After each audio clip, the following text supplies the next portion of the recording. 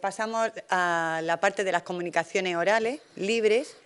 La va a presentar Luciano, que ya la va a moderar Luciano, que ya lo habéis conocido y que os voy a contar de él.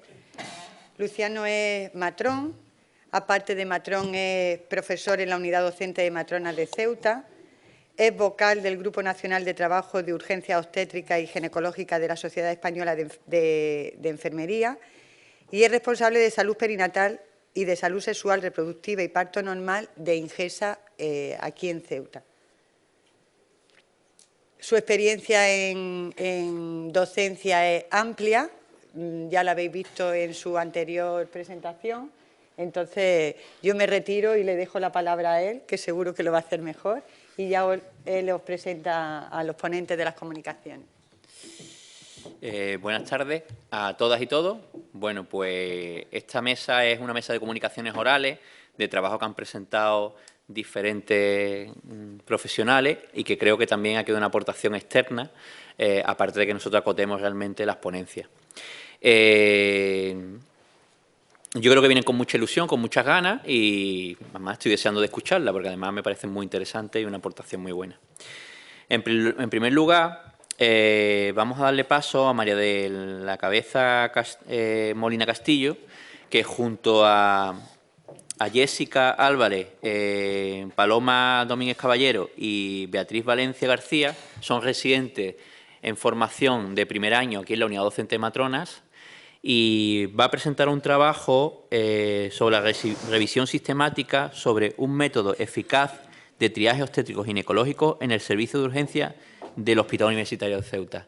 María de la Cabeza tiene además un máster en cuidados críticos y urgencia, o sea que está muy familiarizada con este tipo de congresos y, bueno, pues deseando de escucharla y de que nos aporte todo lo que pueda y más. Bueno, ¿funciona? ¿Este sí? Sí. Bueno, buenas tardes a todos. En primer lugar, yo quería dar las gracias al Comité Científico y organizador por haber aceptado nuestra comunicación y darnos la oportunidad de compartirla con todos ustedes en esta hora tan propia para la siesta. Y bueno, para empezar, el triaje. Todos sabemos que es la primera toma de contacto del paciente cuando acude a un servicio de urgencia con el personal sanitario, que normalmente es el personal de enfermería, que se encarga de, en función del motivo por el que acude, establecer prioridades y clasifica la urgencia en función de sistemas de clasificación que hay que delimitan los tiempos máximos de espera. Y el problema que hay es que no hay un triaje estándar en la obstetricia y ginecología. La parte positiva de si se dispone de ese triaje es que nos va a permitir establecer unos criterios homogéneos para la actuación en función de las necesidades y de la demanda asistencial y con lo que se va a optimizar la gestión asistencial, se disminuirán los tiempos de espera y los pacientes estarán más satisfechos y ya todo más organizado. La parte negativa, ¿qué riesgo hay de no disponer de este sistema de triaje? Pues que se puede malinterpretar los riesgos por los que acuden las personas y además puede haber una confusión de la condición materna del bienestar fetal. ¿Por qué? Démonos cuenta que cuando se está triando a una mujer embarazada se está valorando el riesgo que puede correr la vida de no solo una persona, sino de dos o incluso más en función de la gestación. Entonces, ¿cuál es la justificación de nuestro trabajo? ¿Por qué hemos decidido hacerlo? Porque se ha visto que la implementación de este triaje obstétrico tiene una serie de ventajas, que es que nos van a permitir identificar rápidamente las situaciones que son de riesgo y, en función de esto, priorizar según los niveles de actuación, por lo que va a haber una mayor eficiencia en la urgencia.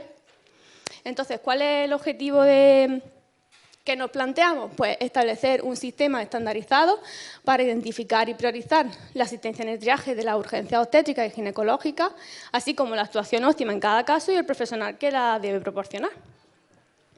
La metodología que seguimos la dividimos como en dos partes.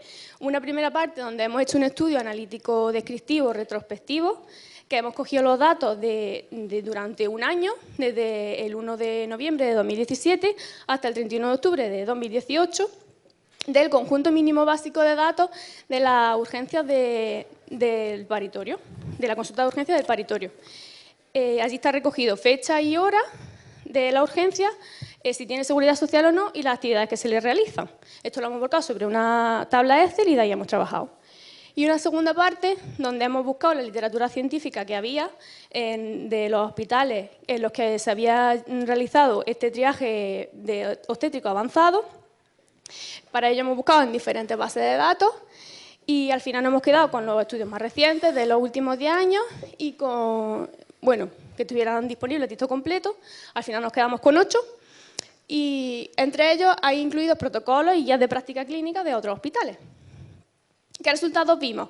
De la parte del análisis, durante ese año el número de urgencias fue 1.460 urgencias, de las que la media por mes fue de 120, excepto los meses de verano, julio, agosto y septiembre, que ascendía, había 150 al mes por el paso del estrecho. Con respecto al horario en los que más acudían las urgencias, pues se vio que en el horario de tarde, de 3 a 10, había un 42%, en el horario seguido del horario de mañana, que con un 38%, y menor porcentaje en el turno de la noche. Con respecto a si tenían seguridad social o no, vimos que del total de la urgencia, un 57% sí que la tenían, pero un 43% no. Una cifra que es muy cercana a la mitad de las urgencias que acuden no tiene seguridad social. No tiene seguridad social significa que no tenemos datos de las mujeres, desconocemos su historia, desconocemos si tiene alguna patología, no se han hecho controles, la mayoría son mujeres de Marruecos que o no se han controlado el embarazo o si se lo han controlado no nos aportan documentación, desconocemos el estado que puede tener el feto, desconocemos la serología y ante la urgencia pues hay que actuar. Y con respecto a las actividades que mayoritariamente se realizan, pues se vio que la analítica con un 82% era la que más, seguida de ecografías que se hacía un 74% y el registro cardiográfico un 43%. Y esto es un dato que nos llamó un montón la atención y es que se vio que el tiempo que pasaba desde que la mujer era vista en la consulta de triaje hasta que era atendida en el servicio de parto, pasaba una media de entre 30 minutos y 1 hora, sin diferencia ninguna de la patología por la que acudía, que ya 30 minutos está bien para una patología banal sin atender de ninguna manera, pero que, vamos, sigo, ¿vale? De la parte de la revisión, de los estudios que analizamos a texto completo, el más reciente de Hackintosh decía que para mejorar la seguridad se debería cambiar el sistema, mejorar la clasificación y empoderar al personal. El siguiente, también que nos llamó la atención, de 2013 de Rodríguez, decía que mediante la experiencia profesional y la formación específica del profesional especialista se realizaría el triaje de manera más correcta. Y Obregón y su equipo en 2011 dijeron que si se implementaba el sistema de triaje obstétrico y ginecológico, se iba a optimizar la gestión asistencial y se mejoraría con ello la calidad global del servicio de urgencia. Y entonces, ¿a qué conclusión llegamos? Pues que aplicar la metodología del triaje en las urgencias obstétricas y ginecológicas nos va a facilitar la identificación de las mujeres de riesgo, nos va a ayudar a priorizar la actuación que hay que llevar a cabo en el equipo de urgencias y con lo que se van a disminuir los tiempos de espera y nos va a ayudar a derivar adecuadamente. ¿Y en qué utilidad práctica encontramos a este trabajo? Pues bueno, hemos elaborado una clasificación de una propuesta de triaje obstétrico y ginecológico, donde lo hemos dividido en 4 niveles asistenciales. El nivel 1, que es de asistencia inmediata, que va en rojo, pues incluye, entre otras situaciones, pues un parto inminente o una metrorragia del segundo o tercer trimestre. El nivel 2, ya en naranjita, de asistencia urgente en no más de 15 minutos, pues entre otros incluye una metrorragia de segundo o tercer trimestre. El nivel 3, que es asistencia demorable, aunque no más de 30 minutos, incluiría, por ejemplo, un dolor abdominal en el primer trimestre. Y el nivel 4, que no precisa asistencia urgente, pues, por ejemplo, una mujer que acuda pues, a un control analítico, es lo que proponemos. Y muchas gracias, espero que os haya gustado.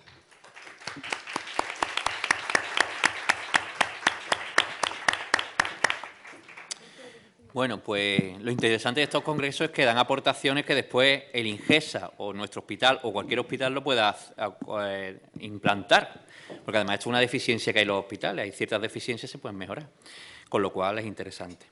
En segundo lugar, voy a dar paso a Diego Fernández Martínez, que además es de la otra orilla, en concreto, del hospital, el nuevo hospital de La Línea, que además lo hizo el mismo arquitecto que el nuestro, con lo cual tendrá las deficiencias parecidas. Y al mismo tiempo participa en eventos de la Cruz Roja, con lo cual está muy involucrado en temas de urgencia y que nos va a hablar sobre la importancia de la secuencia de actuación en la RCP a propósito de un caso. Ahí. Bueno, como ha dicho él, soy enfermero, también soy médico. Me dedico básicamente a trabajar en el Hospital de La Línea en urgencia, en el nuevo Hospital de La Línea. Es verdad que tiene muchas carencias. Yo no sé ustedes, nosotros con la informática estamos fatal. Y bueno, también trabajo en eventos con Cruz Roja. Desde hace 4 años trabajo en la playa. Y la verdad que nos surgió un caso este año último que me pareció muy interesante para el momento en el que nos movemos. Los algoritmos normalmente nos dicen que lo primero que tenemos que hacer es, primero cuando comprobamos si responde o no responde, seguidamente que comprobemos la vía aérea. En todos los algoritmos vemos que sigue con la misma sistemática. Sin embargo, después los protocolos nos dicen que la vía aérea no es importante, que lo primero que prima es la parte cardíaca, que tenemos que hacer masaje, que tenemos que desfibrilar precoz y se le presta poca importancia a la vía aérea. En el caso que nos lleva, incluso aquí especifico en el tiraje de STAR para múltiples víctimas, que la única maniobra que está permitida en pacientes en parada cardiorrespiratoria es apertura de vía aérea y colocación de Guedel. A colación, nos surge un caso de un paciente con 72 años, sin antecedentes previos de ningún tipo importante, el cual un compañero enfermero que estaba en la playa de usuario se encuentra en parada cardiorrespiratoria y, haciendo caso a los protocolos actuales, en 2018, empieza a hacer el masaje. Se lleva unos 2-3 minutos haciendo masaje cardíaco sin respuesta. Un compañero nuestro que estaba por allí lo ve, se acerca y empieza a ayudar. ¿Y qué es lo que hace? Va y le hace la maniobra frente-mentón. Mientras la otra hace masaje para empezar con las insuflaciones. En el momento que le hace la maniobra frente-mentón, la persona responde. Empieza a recuperar respiración, empieza a recuperar conciencia, se recupera, ya no lo traen al módulo, lo vemos en el módulo, le hacemos un electro, tiene un bloqueo completo de rama izquierda, de tercer grado, se le coloca una perfusión de alutrina, empieza a recuperar, de 30 pulsaciones pasa a 36, 37, se traslada al hospital, se le pone un marcapaso definitivo, se recupera y a las 2 semanas viene a hablar con nosotros el hombre, agradecernos y tal. ¿Qué importancia tiene esto en el ámbito que nos movemos? Volvemos a repetir. Se le presta mucha atención y se le hace mucho hincapié al tema del corazón, ¿vale? Que si es la desfibrilación precoz, que si el masaje cardíaco, que la vía aérea no es importante. Yo estoy haciendo un máster en urgencia actualmente y nos dicen eso mismo, que no importa cuando se intube, que se intubara a posteriori, que prima la desfibrilación, que prima el masaje cardíaco y se nos olvida a veces la vía aérea. En este caso, si no se le hubiera practicado la maniobra, en este caso de frente-mentón, para liberar la vía aérea, ese paciente no se hubiera recuperado. Ese paciente se hubiera muerto y el resultado había sido muy penoso. Una maniobra que es muy rápida, que es muy eficaz y que es muy efectiva. No solo en este tipo de pacientes, sino en otro tipo de pacientes. Por la experiencia que yo tengo, en otros eventos y en otras situaciones, cuando hay un proceso de periparada, hay muchas situaciones en las cuales también hay una disminución de la respiración, hay una disminución de la saturación. Simplemente con esa maniobra se consigue recuperar o colocando al paciente en la posición correcta. ¿A qué me conlleva todo esto? A reiterar la importancia de seguir el protocolo de actuación y seguir los procesos asistenciales. Sí que es verdad que hay que hacer una desfibrilación precoz. Sí que es verdad que hay que primar el masaje cardíaco, pero sin olvidarnos de la otra parte. Tenemos que seguir todos los protocolos, tenemos que seguir una secuencia, como en todo, que esa secuencia es la que nos va a garantizar una eficacia de actuación, una eficacia de respuesta y una optimización de medios. En este caso en concreto, como digo, jugamos con probabilidades. La probabilidad de que la persona se hubiera salvado si no se le hubiera hecho la maniobra de liberación de vía aérea hubiera sido muy poca o ninguna. Es verdad que no se puede saber, pero visto los resultados que tuvo y cómo se solventó, la verdad es que nos hace sospechar eso, que hay que seguir una secuencia, que hay que seguir una metodología y que es importante la consecución de todo. Las maniobras salvadoras, como hemos visto, tanto en crisis convulsiva como en traumatismo craneoencefálico, en intoxicación etílica o en síncope, siempre maniobras de liberación de vía aérea, bien sea en posiciones de la seguridad, bien sea con un Gödel, bien sea con una maniobra frente al mentón. En todos estos casos, al final, vemos que nos ayuda a que no evolucione negativamente. Y bueno, muchas gracias y espero poder haber aportado algo. Muy bien, Diego. La aportación, la verdad, que es bastante buena. Yo, que como matrón que soy y que trabajo en el servicio de parto, cuando tenemos una reanimación recién nacido, el 80% es la vía aérea. Y la vía aérea es tan importante y tan básica y necesaria que si no tiene una buena vía aérea no tiene sentido hacer una cardiocompresión, la verdad. Así que creo que la aportación es muy interesante porque tiene bastante de cierto. Ahora voy a dar paso a Cristina Mauricio Muñoz. Ella es una enfermera que actualmente trabaja aquí en atención primaria, en el SWAP, en el 61 también ha trabajado. Y además, lo más interesante de ella es que ha trabajado en Manchester durante 4 años y medio, con lo cual nos trae cosas fresquitas de la zona londinense, que siempre, bueno, son muy protocolarios y que realmente nos pueden dar grandes aportaciones a nuestro hospital. Entonces voy a dar paso a ella y va a hablar sobre la actuación de enfermería ante el paciente séptico en Inglaterra.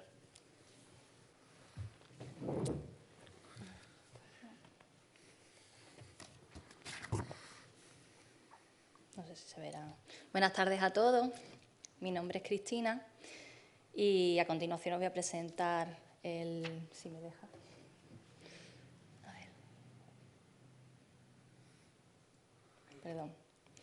Os voy a hablar un poco sobre la actuación de enfermería que se hace en Inglaterra ante un paciente séptico. Allí son muy protocolarios con todo y entonces vamos a empezar desde el principio, de dónde proviene la palabra sepsis. Proviene del griego sep, que significa pudrir. Por lo tanto, lo que es la sepsis el concepto ha ido evolucionando con el paso del tiempo, hasta que actualmente sigue modificándose hasta tal punto de que conforme va avanzando la práctica clínica, el concepto se ha ido modificando.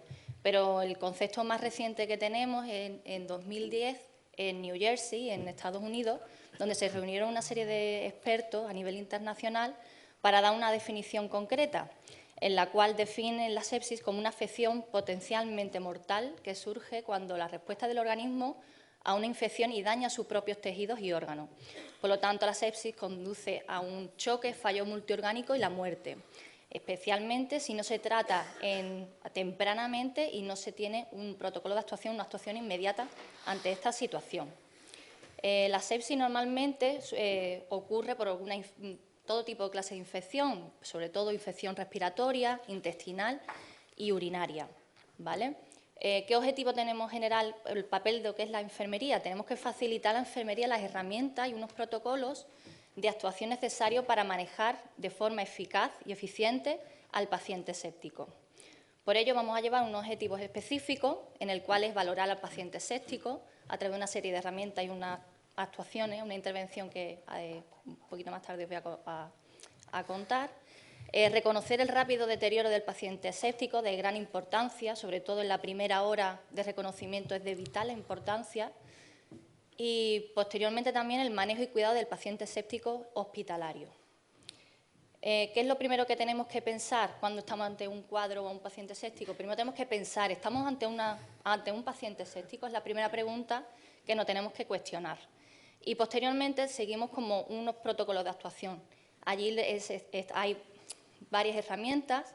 En primer lugar tenemos el Approach Assessment, que son siglas de la ABCDE, en la cual en la primera diapositiva, en esta que aquí os enseño, esta de aquí, se hace una valoración a nivel de la vía aérea. Como dijo anteriormente Mila, se hace una valoración completa del paciente de cabeza a pies. Entonces se tiene en cuenta lo que es la vía aérea, ¿vale? Si está patente, si está limpia, si no está obstruida, proporcionar oxígeno.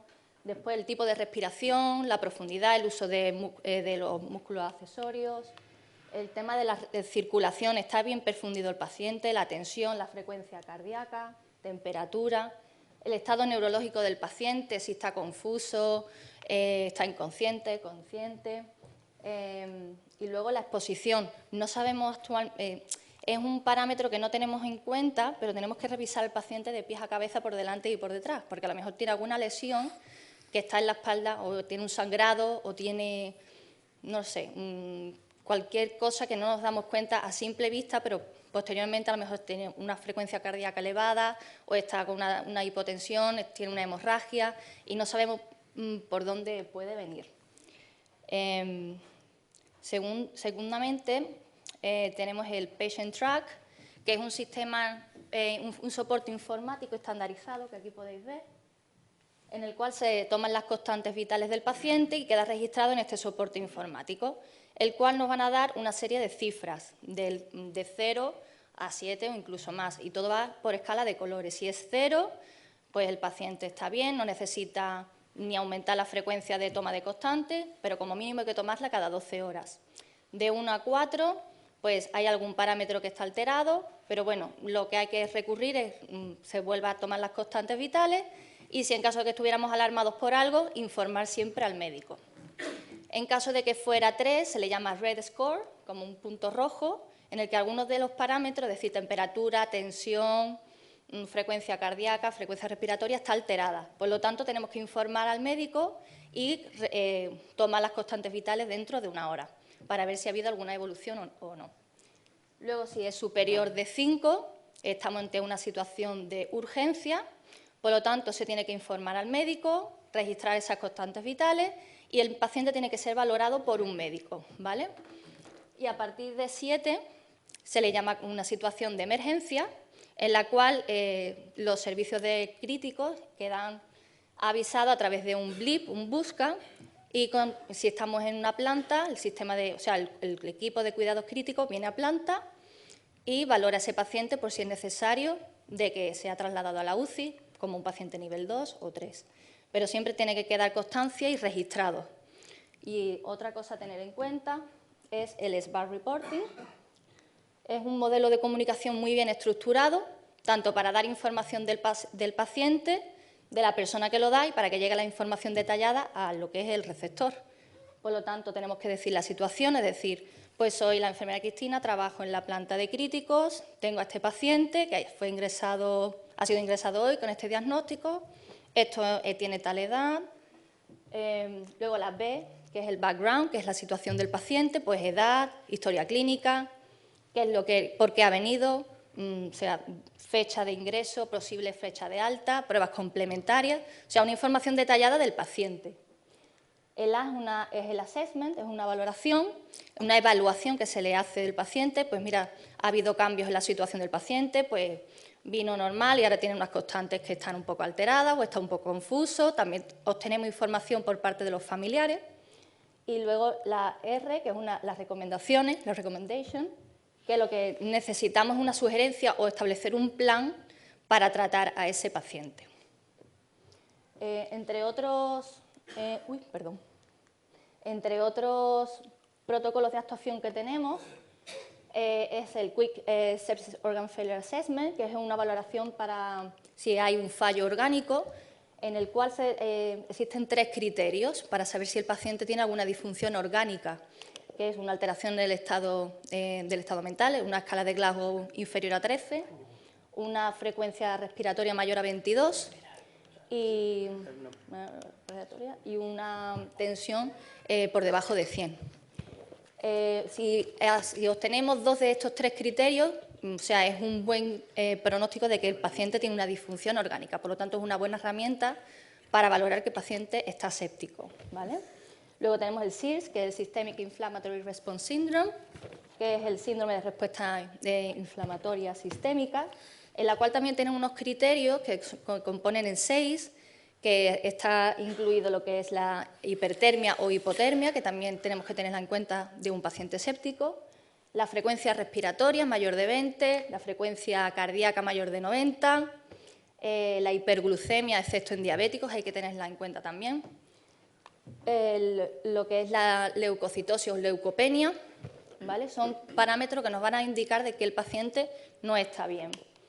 Y por último, el protocolo de actuación es la sepsis 6, que es de mayor, sepsis 6, perdón. Es de vital importancia de reconocimiento dentro de la primera hora. Según la Surviving Sepsis Campaign, que es la guía práctica en Inglaterra y de referente en muchos de los países de la Unión Europea, es de vital importancia el reconocer la sepsis dentro de la primera hora, puesto que la tasa de mortalidad se reduce en un 50% y la evolución del paciente mejora en un 80% si se reconoce dentro de la primera hora. Si se reconoce después de las 4 horas, la evolución va bajando, por lo tanto va reduciéndose en un 40%, y si es mayor de 6 horas, en un 20%. Por tanto, el pronóstico del paciente va decayendo en función de nuestra rápida o no actuación. Por lo tanto, ¿qué conlleva este protocolo Sepsis 6? Por lo tanto, lo primordial es proporcionar oxígeno a través de un vía reservorio de 15 litros, obteniendo saturaciones mayor de 94%. También hay que tener en cuenta a los pacientes con EPOC, ¿vale? Que ellos ¿cómo se dice? Están contentos, ¿no? Con una saturación entre 88 y 92%. Sacar sangre en unos hemocultivos, no hace falta que sean seriados, pero de algún punto de acceso periférico, y si tiene algún acceso central, pues central. También se sacará sangre para hacer un estudio completo.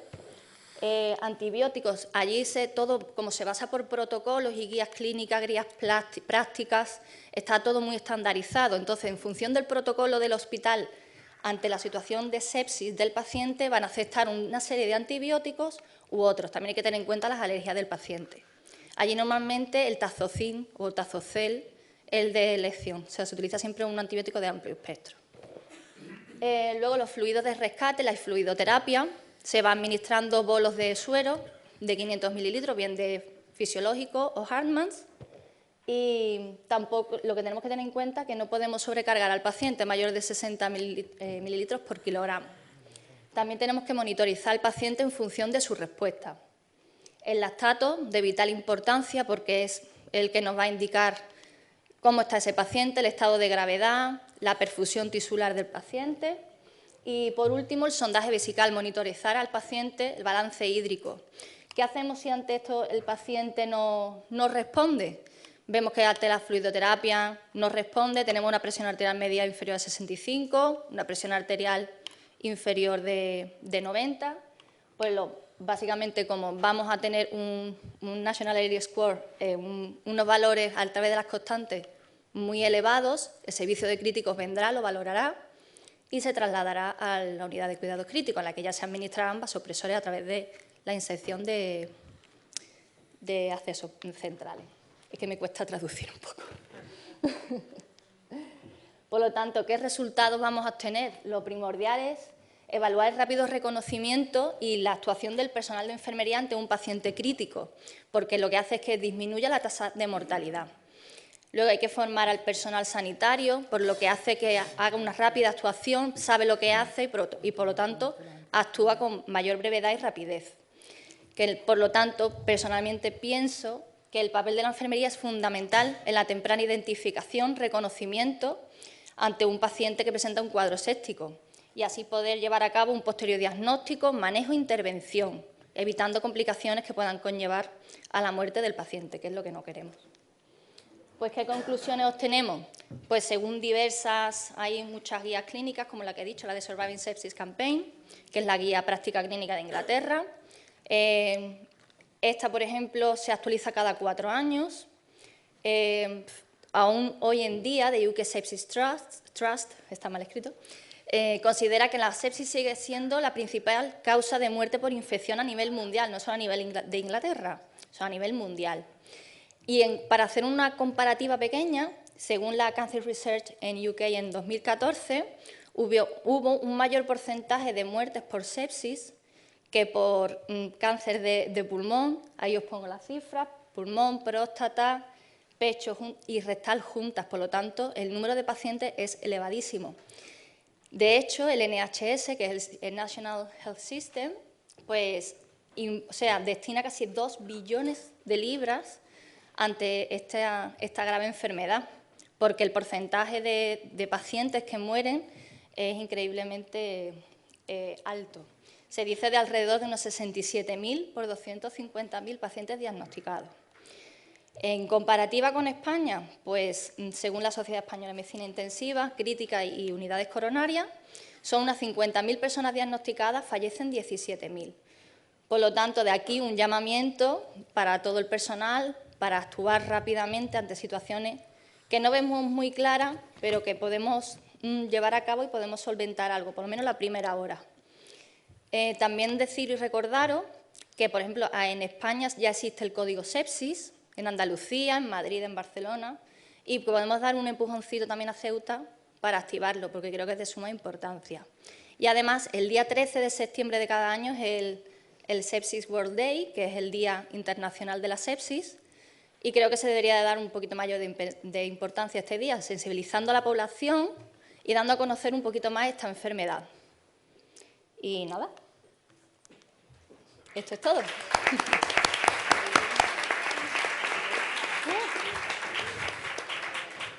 Muchas gracias, ya lo he dicho. Muchas gracias, Cristina. Además, muy interesante porque además la utilización de las TICs en todo lo que es el sistema de enfermería creo que es fundamental, aunque aquí en Ceuta utilizamos poco, pero debemos utilizar más. Pero además es muy interesante porque dice la OMS, dice que de aquí a 2050 la primera causa de muerte va a ser las infecciones. Poco abusamos de los antibióticos, así que sería muy interesante identificar este tipo de casos y tratarlos adecuadamente, que matarlos en antibióticos y hacer resistencia que después de alguna manera nos perjudica. En siguiente lugar, vamos a pasar a nuestro amigo José Carlos Castaño Parrado, que es técnico, que a mí esto me agrada mucho, porque en realidad el trabajo multidisciplinar es importante, la aportación de cualquier profesional me parece interesantísimo, que muchas veces jerarquizamos y parece que lo sabemos todo, y el eslabón a lo mejor más básico sabe más que muchas veces el que más se supone que sabe, y yo creo que él va a hacer una aportación muy interesante. Él lleva pues 20 años, yo creo que inauguró el 061, aparte de que es un excelente cocinero, Pero bueno, como profesional me parece que además como persona profesional, implicado, con ganas de hacer cosas, motivado. Si no estás motivado, te motiva él, no te preocupes. Esas son sus cualidades. Y su trabajo fundamentalmente es sobre el trabajo en el 061, va a ser un estudio exploratorio de campo, todo este tiempo que ha tenido el 061 de trabajo, y yo creo que va a hacer una exploración que puede ser interesante y nos puede aportar muchas cosas.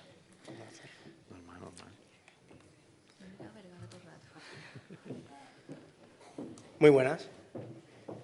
Como me ha presentado Luciano, mi nombre es José Carlos, soy técnico de emergencia al cero y vengo a poner en contexto el trabajo diario prácticamente del servicio. Os voy a dar unas cifras para que sepáis cómo nos movemos la familia del cero, porque a fin de cuentas, con el tiempo ya que llevamos, somos una familia.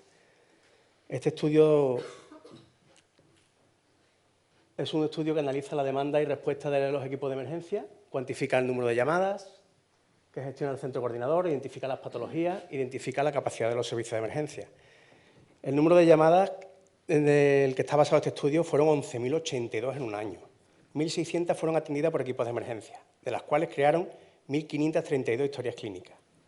Se atendió un 47% de mujeres frente a un 53% de hombres. Las patologías más frecuentes que gestiona el servicio principalmente son traumas, síncopes y crisis de ansiedad. 70 actuaciones en traumas graves, 108 en crisis de ansiedades 102 crisis de ansiedad y 108 síncopes.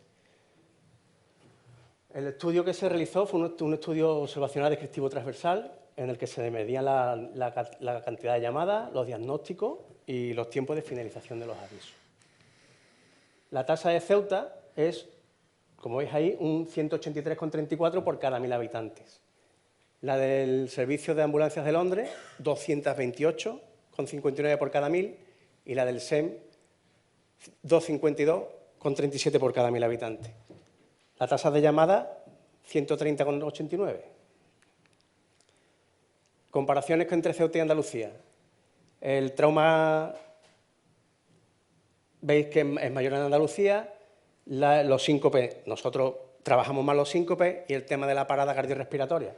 La parada cardiorrespiratoria posiblemente en Ceuta esté menos indicada porque muchas veces, en vez de poner el servicio como que se ha atendido como parada cardiorrespiratoria, lo ponemos como que ha sido una asistencia de fallecimiento in situ. Por eso se suele hacer eso. El 32% de los servicios fueron solventados in situ, mientras que el 68,83% fueron remitidos a otro escalón sanitario. Esto nos hace pensar que en Ceuta somos más resolutivos o que realizamos muchas más emergencias inadecuadas. Que las emergencias inadecuadas no son más que las que en el recurso que se envía está sobrecapacitado para la patología que presenta el usuario en ese momento, por lo que se supone un uso inadecuado de los recursos disponibles.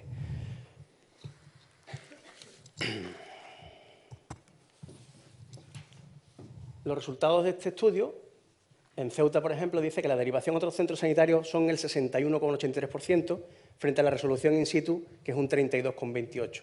Veis que es mucho mayor que en otros sitios, con el servicio de urgencia canario. Bueno, las conclusiones, que tenemos menos tasas de llamadas. Los diagnósticos más frecuentes, como ya he dicho antes, son el trauma, que el que más se repite el síncope, y tenemos menos RCP que el resto de los servicios comparados, y que derivamos menos a otros servicios de emergencia, a otros escalones sanitarios. Duplicamos las resoluciones in situ. Otras conclusiones que podemos sacar es que el número de la demanda ha aumentado desde el 2009 hasta el 2015, encontrándonos actualmente en una tasa de llamadas por encima de la provincia de Cádiz. Los usuarios atendidos por el servicio de urgencia de 061 en Ceuta son unos 10 años más jóvenes que los atendidos en Andalucía. Eso es otro ítem que nos hace pensar en el tema de las paradas cardiorrespiratorias. La población, al ser mayor, pues tiende más a este tipo de patologías. El mayor número de diagnósticos usados por la UME en Ceuta son los relacionados con la traumatología, aunque el más frecuente es el síncope y el colapso. Ceuta tiene un tiempo de llegada inferior a 10 minutos, en más del 75% de las activaciones. Cuando decimos que 10 minutos, sí es verdad que es el 77,1%, frente de 10 a 15 minutos que hacemos está en torno al 15,98%, de 10 a 30 minutos 4,95% y más de 30 minutos en 1,95%. No es más que posiblemente en los tiempos de activación o falla la emisora a la hora de dar el código 3, que es el código de activación, o que nos pilla ocupado en otro servicio, porque la verdad es que Ceuta no es una ciudad que se suele demorar mucho en la activación de los servicios de emergencia. Tenemos un porcentaje menor de derivaciones hospitalarias que el resto de servicios consultados, y con respecto a la derivación a otros escalones sanitarios, mayoritariamente las derivaciones son a hospital, mientras que el resto se reparte entre médicos de cabecera, SWAP y el CETI, que tiene un servicio sanitario propio, se atiende y se queda en el mismo CETI. Y con los actuales recursos asistenciales en Ceuta se podrían mejorar algunos ítems valorados, como por ejemplo la inclusión del código 3 en todas las historias clínicas, estar un poquito más pendientes a incluir el código 3 en las historias clínicas, la inclusión de la historia clínica de asistencia para la unidad del soporte vital avanzado, ya que actualmente carece y no nos puede implementar este tipo de estudios, y el aumento de las activaciones de los recursos pertenecientes al SWAP. Y bueno, hasta luego.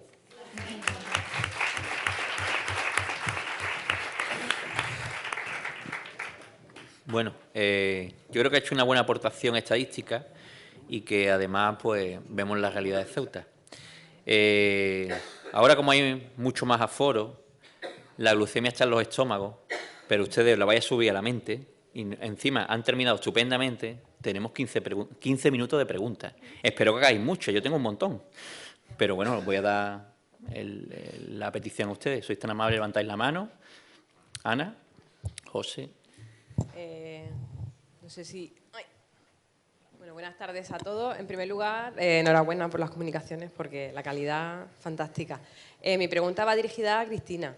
Te agradezco el que nos haya enseñado un poco cómo funcionáis, cómo se trabaja la sepsis en Inglaterra, que era algo que para nosotros es una cosa muy desconocida.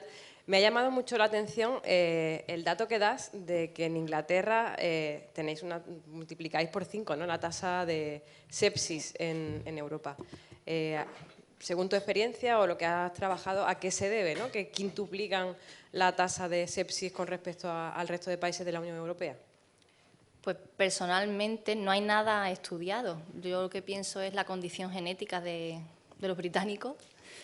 Y por otro lado, hay muchos pacientes, por ejemplo, sobre todo a lo que es a nivel pacientes de avanzada edad, que aunque tengan Alzheimer viven solos, que el familiar no los cuida, sino que hay lo que es el trabajo social, ¿no? ¿Cómo se llama? Los trabajadores sociales se involucran en este tipo de pacientes.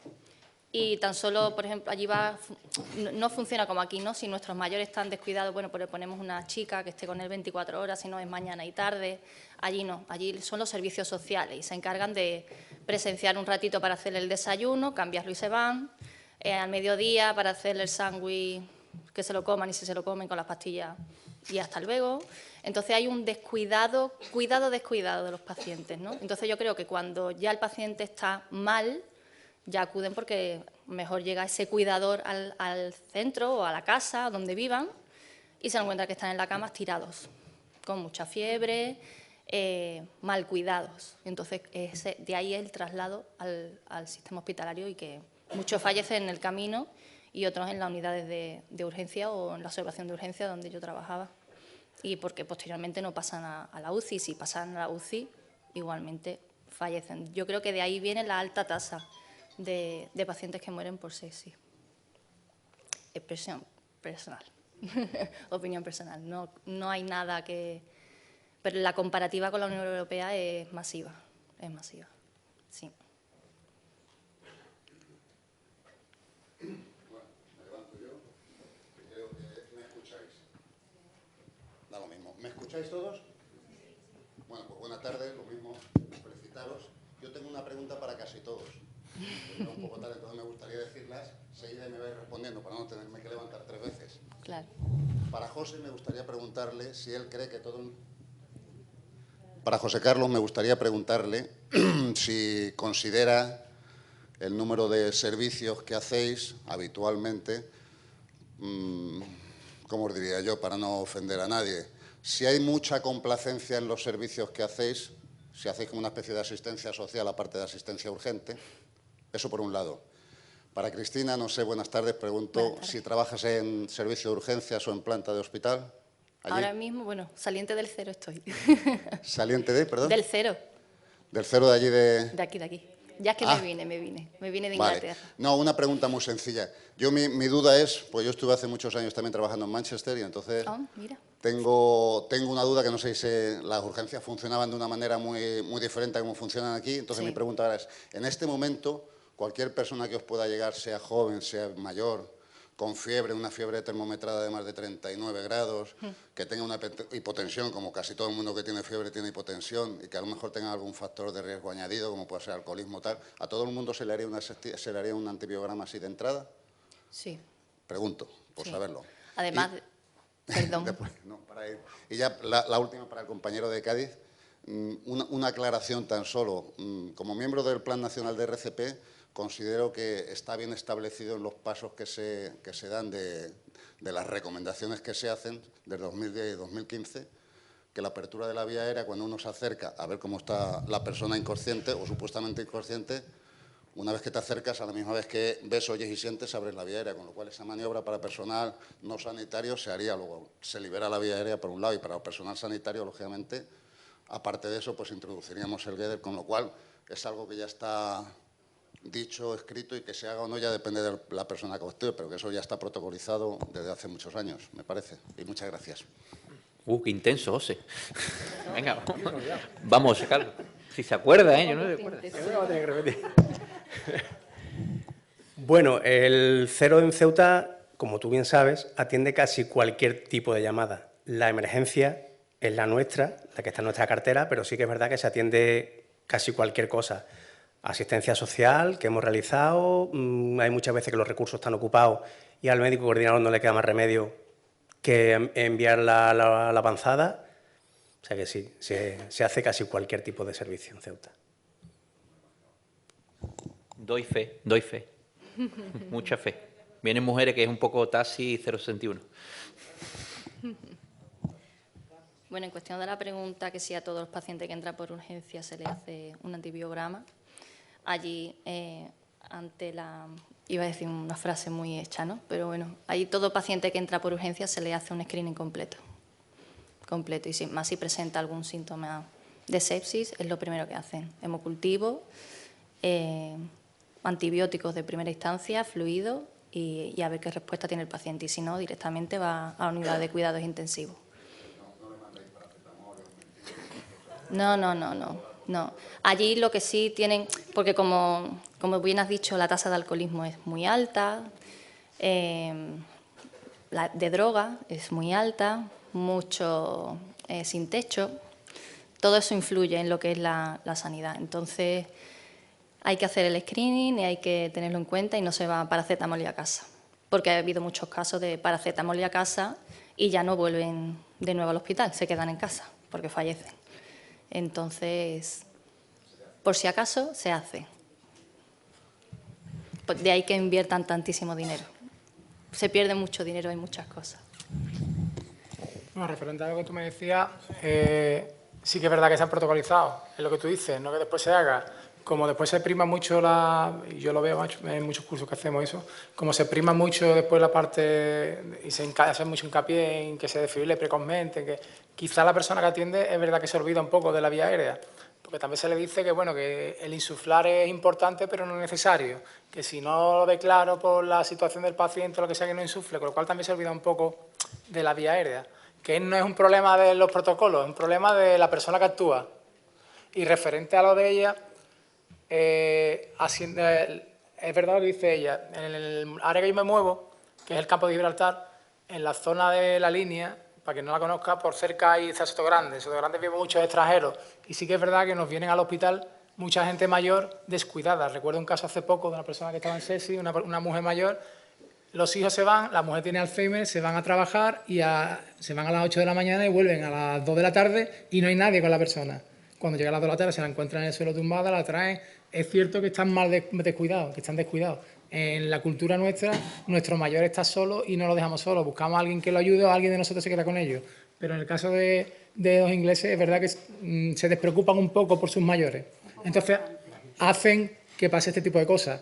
Y referente a la pregunta tuya, en mi hospital el protocolo es que una persona que viene con un 38,5, 39 de fiebre mantenida desde hace 4 días, lo primero que se saca es una analítica completa y en la analítica viene un hemocultivo, que después se recogerá a los 5 días no, hará falta, estará en el hospital no, pero se le hace por protocolo porque lleva una fiebre mantenida y que sabe si llega o no llega sangre. Entonces nosotros por protocolo hacemos hemocultivo a la vez que sacamos la sangre. Una persona que tenga 38,5 y 39, que después quizás se descubra que tiene un foco tratable y se manda a casa con tratamiento, pero se le ha sacado y lo recogerán su médico cabecera. Depende. A veces es seria, a veces no, depende de la vía que tenga el paciente, porque si lo va a tener poco tiempo, nosotros a veces sacamos directamente las 2 muestras, o sacamos una muestra y al rato sacamos otra. Aquí el problema es que le hacen un antibiograma, pero se lo tomará. Hará una resistencia. Por eso se mueren, ¿no? Si no son capaces de cuidarlo, tampoco son capaces de darle la medicación. No, porque ellos no se preocupan. Totalmente. ¿No? Bueno, yo voy a hacer una pregunta, porque yo soy del parte obstétrica, o sea que voy a preguntarle a María. Además que esto me interesa mucho, porque en mi hospital pues, hay una cierta deficiencia y eso hay que atajarlo. Yo, María, como tú has hecho un triaje ahí muy chulo de colores, a ver si lo ponen en triaje ahí en urgencia, y cuando me llamen, oiga, que es demorable, para arriba. Eso quiero yo. No que me digan, no, aquí hay una mujer sentada que lleva 1 hora y media con una fiebre materna. Señor, pero ¿cómo lo deja ahí? Sube para arriba, chiquillo. Una fiebre materna es grave, es algo grave en una embarazada. No se puede demorar en el tiempo. Entonces, yo entiendo que si no hay una formación o no se sabe, por lo menos que se le ponga cuándo tiene que subir rápido y cuándo no, ¿vale?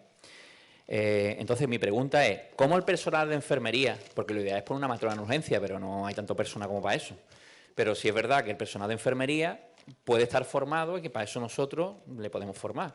¿Cómo crees tú realmente, María, que podíamos hacer ciertas cosas para que el personal de enfermería de triaje, de urgencia, supiera hacer un triaje específico y no demorar ciertas mujeres? A ver que este funciona. Pues, a ver, yo creo que lo primero es que estuvieran formados en un triaje de urgencia. Primero que estuviera establecido un triaje de urgencia, que ya que lo hemos elaborado, si la gerencia quisiera establecerlo, ponerlo allí en el triaje en la consulta de triaje para que se siga, pues para empezar por ahí. Luego darle formación en ese triaje específico. Eso, vamos, que estoy de acuerdo con las revisiones que hemos hecho porque lo dicen. Que cambiar el sistema, mejorar el triaje y formar, y lo que tú has dicho también, que fuera persona especialista en obstetricia y ginecología, pero bueno, está dentro de las capacidades. Y luego, A ver, también yo cuando trabajé en urgencia en un hospital del SAT, el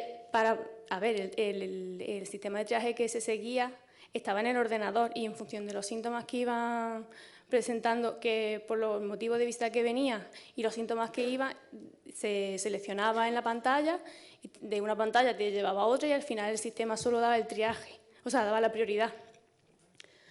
Eso, bueno, también había que formar a los profesionales en cómo utilizar ese sistema, pero bueno, ahí ya te da la prioridad directamente. Yo creo que eso podría facilitar el realizar el triaje. Pienso. ¿Alguna otra pregunta? Venga, Juan. Ay, por aquí, José Luis. El problema de los protocolos. Protocolo.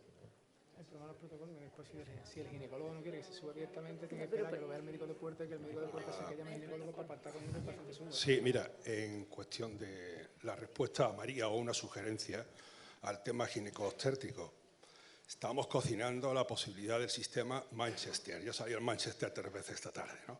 Estamos cocinando, está en proyecto por el hospital, ¿vale?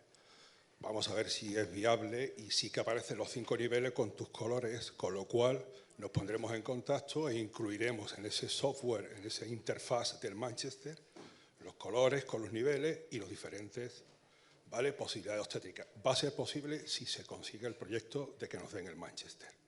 Es un aliciente, ¿no? Eso estaría muy bien. ¿Vale? Lo ve, al final los congresos siguen para algo. Bombazo informativo. Le has dado una exclusiva, Juan.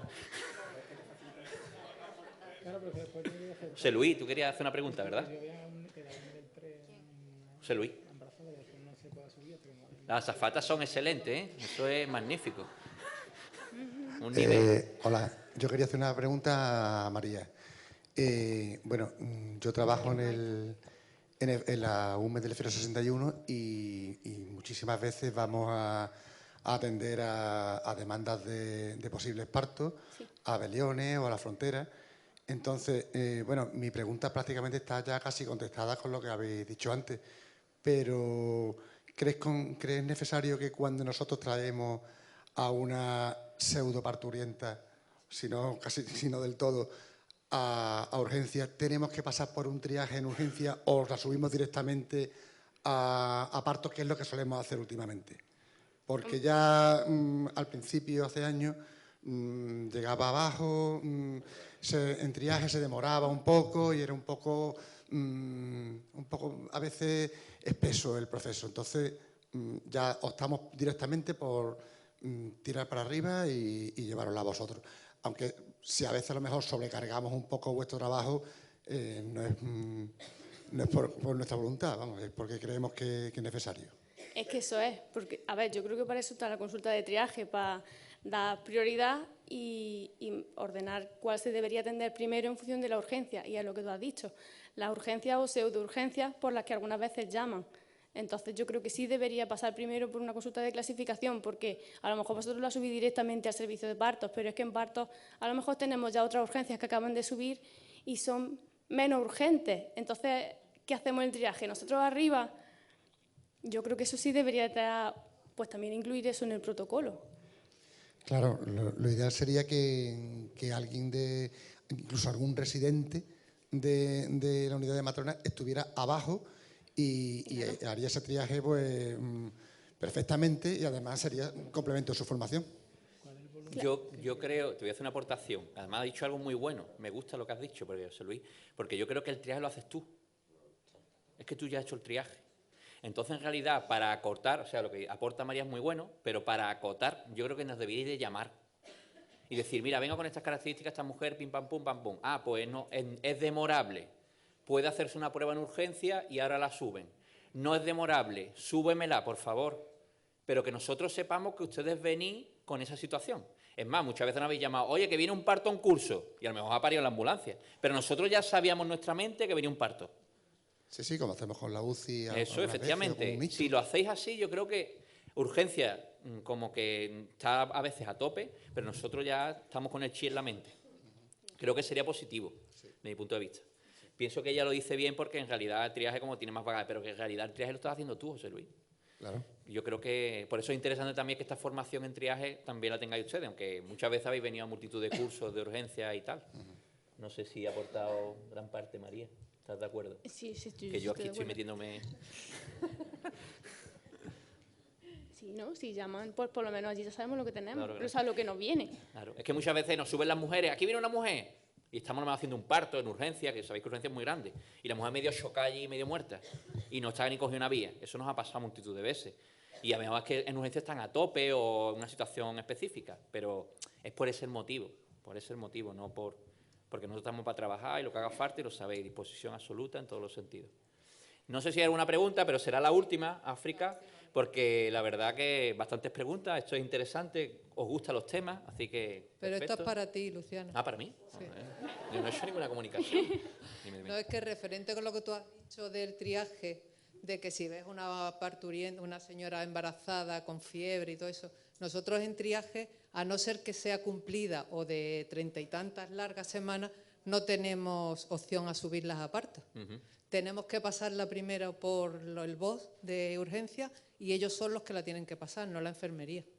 No, es que muchas veces a mí me ha llamado enfermería. Tengo mujer de 25 semanas, me han llamado. Pero, 25 semanas, ¿qué hago? Digo, mira, No, a ver, pero de 25 semanas en triaje es muy raro que te... pues me ha pasado a alguna no ser vez. que sea una cosa... Claro, ya es que no hay un criterio unificado. Entonces me han llamado y dicho, mira, yo no tengo problema en verla, poner un monitor, pero pienso que es porque la matrona ve de 37 en adelante. Claro, De es que a nosotros 37 no nos en dejan. Claro, pues me ha pasado alguna vez y me ha extrañado. Digo, que es raro, si normalmente llaman al gine, el médico llama al gine, es muy extraño. Entonces quizá a lo mejor no hay unificación de determinadas cosas y por eso digo que si hay unificación es mejor.